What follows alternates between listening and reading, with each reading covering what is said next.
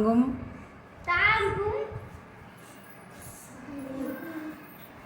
வகையில் இக்கோட்டை இரட்டை சுவர்களால் கட்டப்பட்டுள்ளன. தற்போது இக்கோட்டை இந்திய தொல்லியல் ஆய்வு நிறுவனம் பராமரிக்கிறது.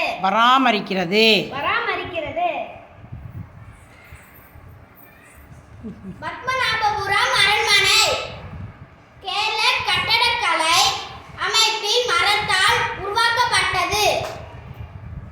கலை மற்றும் கைவினை திறனுக்கு எடுத்துக்காட்டாக விளங்குகிறது. இது கல்குளம் அரண்மனை என்றும் அழைக்கப்படுகிறது. இங்கு ராஜமாதா அரண்மனை, சபை, தெற்கு அரண்மனை போன்ற பார்வை இடங்கள் உள்ளன. சரஸ்வதி மகள் அரண்மனை கலைக்கூடம் மற்றும் கையெழுத்து பிரதி நூலகம் என 3 தனித்தனி பார்வை இடங்களை கொண்டுள்ள இது தஞ்சாவூரில் ஒரு மிகப்பெரிய சுற்றுலா தலமாகும்.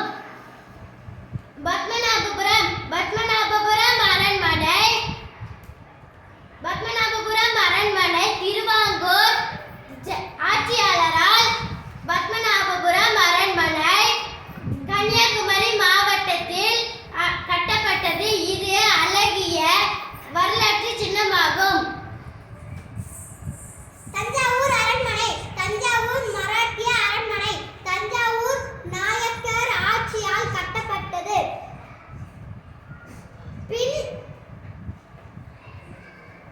பின் மராத்தியாரின் அதிகாரப்பூர்வ இல்லமாகும். வேலூர் கோட்டை தமிழ்நாட்டில் விஜயநகர மன்னர்களால் 18ஆம் நூற்றாண்டில் கட்டப்பட்ட வேலூர் கோட்டை. கோட்டை சுற்றி அகழி உள்ளது. இதில் முதலைகள் இருந்ததால் படையெடுத்து வருபவர்கள் அஞ்சினர். வேலூர் கோட்டைக்குள் ஜலகண்டேஸ்வரர் கோவில், தேவாலயம், மசூதி, அருங்காட்சியகம் மற்றும் பல அரசு அலுவலகங்கள் இன்றும் செயல்பட்டு வருகின்றன. ஆங்கிலேயர்களுக்கு எதிரான கிளர்ச்சி முதலில் இங்குதான் நடைபெற்றது.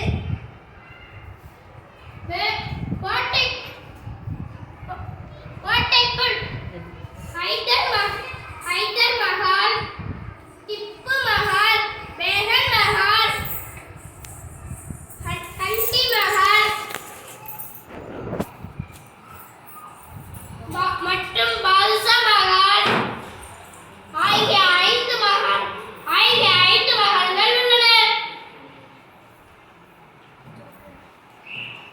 தரங்கம்பாடி கோட்டை டேனிஷ் கோட்டை என்று அழைக்கப்படுகிறது.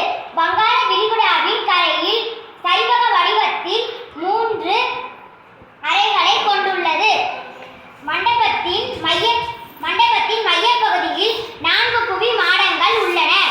மண்டபத்தின் மையத்தூண் குவி மாடங்களின் முழு எடையையும் தாங்குகிறது. செஞ்சிக்கோட்டை விழுப்புரம் மாவட்டத்தில் 3 மலை குன்றுகளின் மேலே கட்டப்பட்டுள்ளது. இந்த அழகிய செஞ்சிக்கோட்டை 13 கிலோமீட்டர் நீளமுள்ள சுவர்கள் 3 மலை பகுதிகளையும் இணைக்கின்றன.